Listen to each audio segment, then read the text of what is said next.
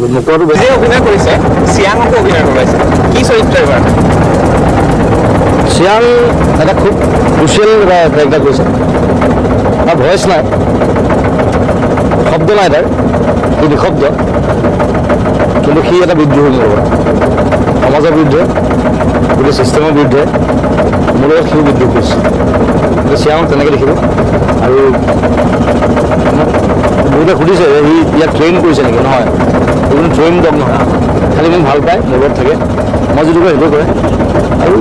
এইখন 3 number cinema আপোনাৰ ঘৰত প্ৰায় 5টামান কুকুৰ আছে 7টা আছে 7টা আছে তাৰ ভিতৰত চিয়াঙে কিয় চিয়াংটো আটাইতকৈ ডাঙৰ সি 5 বছৰ হ'ল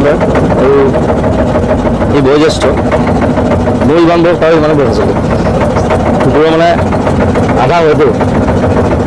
মোৰ এতিয়া 45 বছৰ 46 বছৰ তাৰ আছে 5 বছৰ আধা কৰি দিলোঁ আৰু সি ইমান ধুনীয়া 3খন চিনেমা এক্টিং কৰিছে আগলৈ কোনো প্ৰব্লেম দিয়া নাই ইজ গ্ৰেট আৰু এটা ভাল প্ৰশ্ন মনত চিয়াং হাই বুলি কৈ দে হাই জয়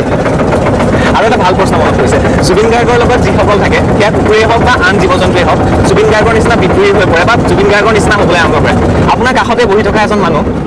যি আপোনাক মাতে পিতা আৰু আপুনি তেওঁক মাতে পুত্ৰ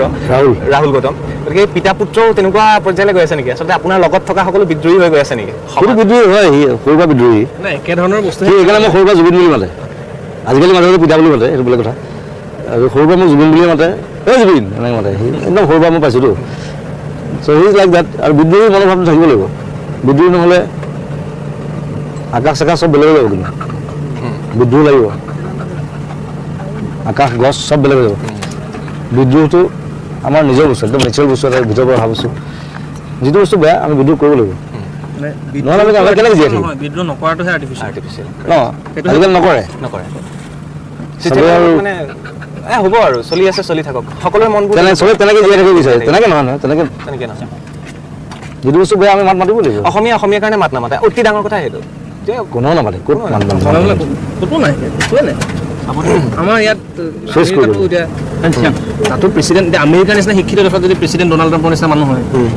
ক'ৰবাত কিবা এটা খেলি মেলি হৈ গৈছে পৃথিৱীখন এইটো বুজি নাপায় এতিয়া চুডানত যি ধৰণৰ ঘটনা হৈ আছে নিশ্চয় চব পলিটিকেল এইটো মানে সেইটো ভাবিব নোৱাৰা ধৰণৰ ঘটনা কিয় হৈছে এইটো পলিটিক্সৰ কাৰণে নাই পলিটিকেল মটিভেটেড এইটো সেইটো আমাৰ ল'ৰা-ছোৱালীটো চেছ কৰি পেলাইছে গোটেই সেইটো আমি ইমান পলিটিকেল মটিভেটেড যেতিয়া কেপিটেলিজিমটো চূড়ান্ত পৰ্যায়ত যাব ইয়াৰ পিছতহে আমি এখন